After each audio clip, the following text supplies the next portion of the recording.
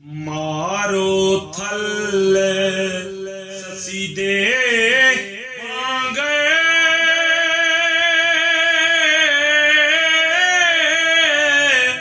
रेत होई तपे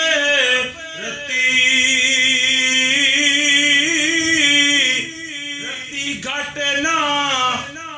करबलायूं वांग क़यामत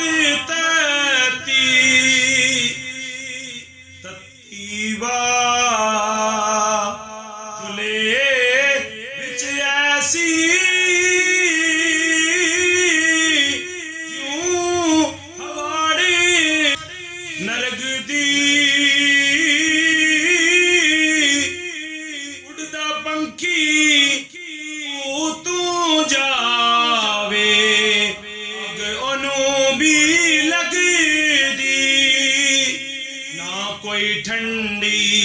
छावा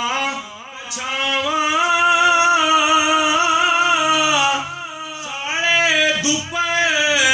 कहर दी बाजू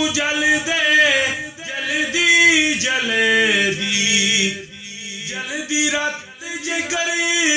दी आजू ने जो जली बिच जल बिने जाने जलावे बसती वास न पास को आते वेख हरास सतावे गर्मी तलखी सब